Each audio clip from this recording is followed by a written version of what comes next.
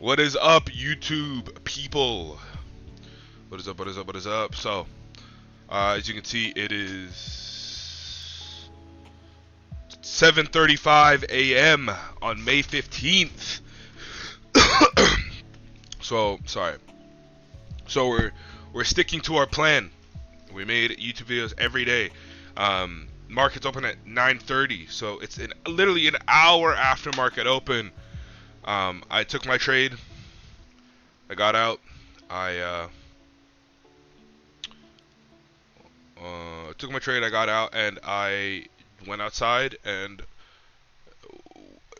enjoyed the cool air that was outside because it's been really hot in California. And yeah, so cool. So let's go over this trade recap for today. It was kind of juicy. Yo, you guys don't need to know I was using ChatGPT, twin.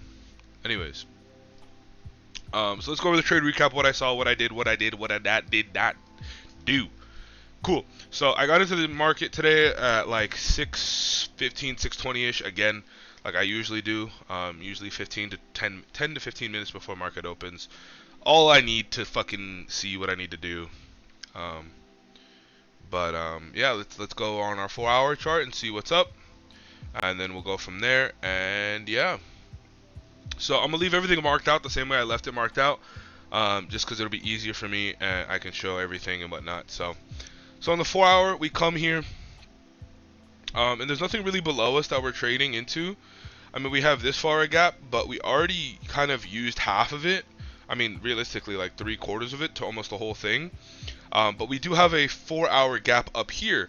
So which means to me that our draw is probably going to be these lows here to sweep these lows, or I mean, in this case we like equal load it, but I would think that our draw would probably be this far a gap because it looks like we're respecting a lot of bullish gaps. We came out of this gap. We have a super long wick, and which means we swept all this stuff and respecting all of our gaps. So in my opinion, we're bullish on the day. And we go down the 1 hour. On the 1 hour, we did respect a lot of this gap here. We have 1 touch, 2 touch, and 3 touches right here on this 1 hour gap over here. So again, to me, we're looking very bullish, right? Very, very, very bullish. Um, but you can see we have all these touches right here on this 1 hour, right? We go down the 15 minute, and on the 15 minute, we have a 15-minute unfilled gap right here. So a 15-minute unfilled gap to a 4-hour gap. So for me, looking at this, I was like, okay, cool. So we got our 15-minute gap, which should have been low-key my TP, but it is what it is. But yeah, we had that gap, and I was like, all right, cool. So we have our 1 hour down here, and our 1 hour also slightly lines up with a 15.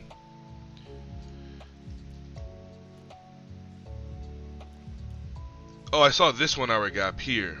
So we have our 1 hour gap there that we kind of used, but it overlaps with our 15 that we kind of touched into, right? But I mean, at the same time, we weren't in this gap yet. So the music's kind of loud.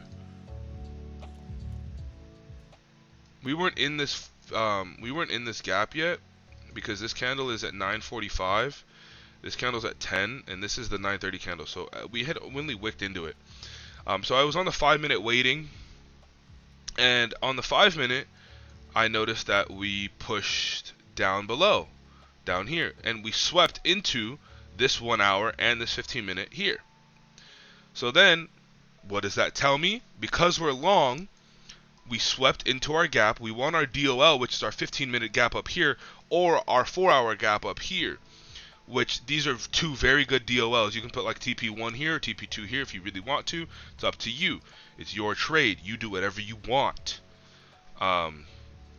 So now for me, all it came down to was being on, being at the 9:45 candle, and now I'm just going down, top down, from 5 minute to 1 minute to look for my entry, which is literally just an inverse, and that's it. So we go to the 4-minute, or inverse and a displacement. There's no inverse.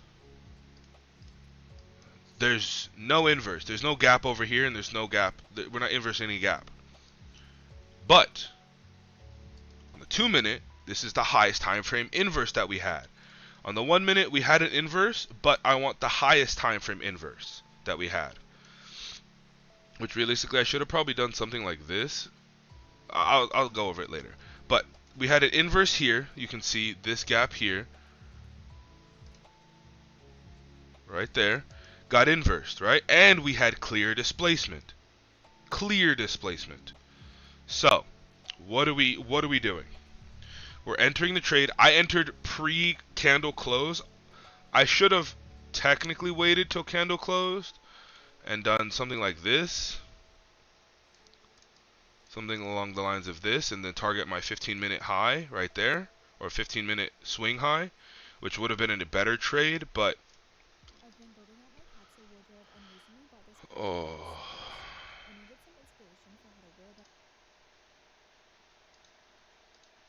But you know, I should have done that, but I also took my piece of the pie and I got out. That's all I wanted to do. And if you also notice on ES, on the 2-minute, we also inversed this gap here out of this low.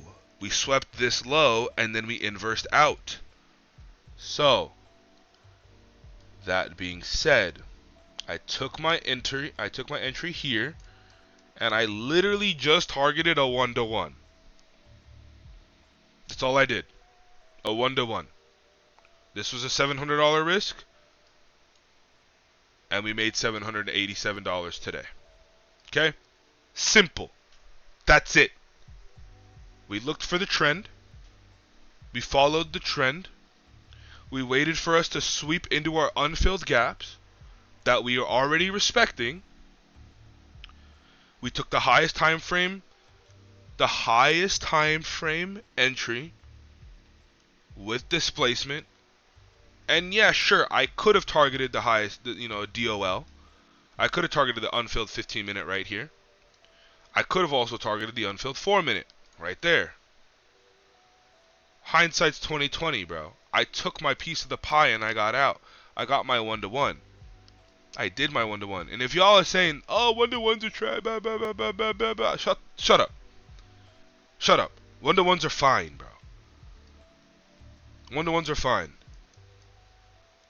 Like, I can always have my 1-to-1 be my and like my take profit, like my 50% or break even point or whatever. Sure, doesn't matter, bro. 1-to-1s are fine. Take your piece of the pie and get out. Stop trying to overdo and I need to get my 1-to-6s or my 1 to. No, shut up. Why? If you can be profitable at a 1-to-1 at a 70%, 60% win rate, then why do I have to hit my fucking 1-to-5s, bro? I don't know. Y'all think the 1-to-1s are trash? Whatever, bro. You guys are interesting people. But yeah, no, this was really, really good. I'm very happy with it. Very, very happy. Again, I could have done other things. I could have waited till candle closed, and I could have entered here and put my stops below this swing point, like right here. And then I could have targeted there, which would have been a 1-to-3.9. Look, even if I didn't take the 1-to-1, it was a 1-to-3.9. So instead of making $700, I would have made like $1,200. Whatever. It's the same shit, bro. Same shit. But now we're very happy with this, and now we're chopping, and we're done for the day. We're donezos, so now we're up $300 on the account. We need another 5,700 to pass.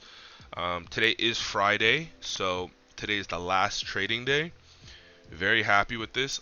My goal is to, I would love to be at like net. I have till June 11th to trade this. I got what, 1, 2, 3. I got another 4 weeks or so.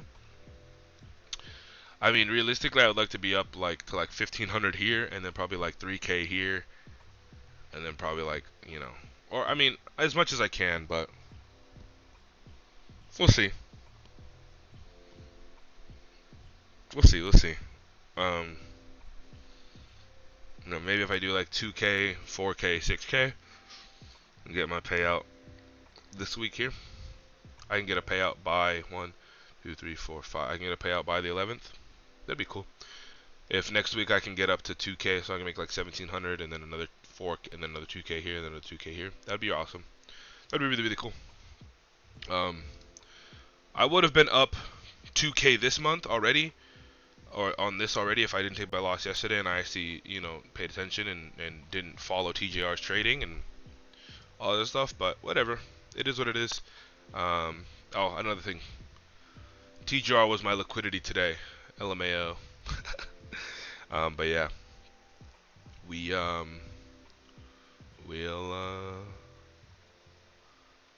we'll see what happens next week. Nothing's promised, but we'll see what happens next week. Cool.